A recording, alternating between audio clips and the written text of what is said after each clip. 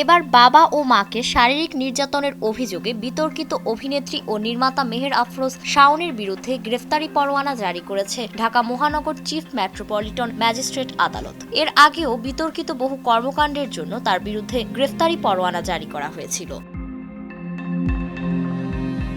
5ই August Hasina সরকারের পতনের পর আলোচনার কেন্দ্রবিন্দুতে উঠে আসেন আওয়ামী লীগপন্থী এই অভিনেত্রী। নতুন সরকার ক্ষমতায় আসার পর থেকে এই অভিনেত্রী নানা উস্কানিমূলক পোস্ট দিয়ে যাচ্ছিলেন সামাজিক যোগাযোগ মাধ্যমে। বিতর্কিত কর্মকাণ্ড ও রাষ্ট্রীয় ষড়যন্ত্রে যুক্ত থাকার অভিযোগে তাকে গ্রেফতারও করা হয়েছিল। তবে এইবার আবারও আলোচনার কেন্দ্রবিন্দুতে উঠে আসলেন এই অভিনেত্রী। নিজের ক্ষমতার দাপট যে তিনি নিজ পরিবারকেও দেখান, তাই এইবার প্রমাণ হলো।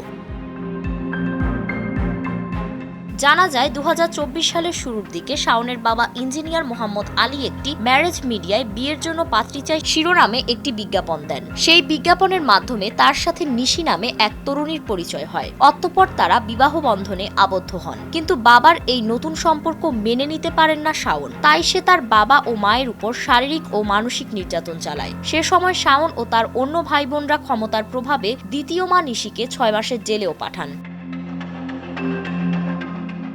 এসব কিছুতে অতিষ্ঠ হয়ে দ্বিতীয় মা নিশি শাওন সহ আরো 12 জনকে আসামি করে মামলা দায়ের করেছেন। মামলায় শাওনের বন্ধু ডিবি হারুনকেও আসামি করা হয়েছে। শাওনের সৎমা নিশি বলেন, শাওন কেবল মানসিক নির্যাতনই করেননি, শারীরিকভাবেও আঘাত করেছেন তাকে ও তার স্বামী ইঞ্জিনিয়ার মোহাম্মদ আলীকে।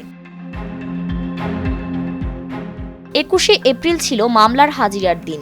এদিন বাড্ডা থানার 2 পুলিশ সদস্য আদালতে সাক্ষ্য দিয়ে স্বীকার করেছেন তৎকালীন ওসির নির্দেশে তারা নিশি ইসলামকে বেআইনিভাবে আটক করে নির্যাতনে অংশ নিয়েছিলেন। কিন্তু এ সময় মামলার মূল আসামিরা শাওন, ডিবি হারুন সহ অন্যান্যরা আদালতে হাজির না হওয়ায় তাদের বিরুদ্ধে গ্রেফতারি পরোয়ানা জারি করা হয়েছে। বিচারক আদালতের এই আদেশে সন্তুষ্টি প্রকাশ করেছেন নিশি। ফারিন রহমান প্রীতি, নয়া দিগন্ত।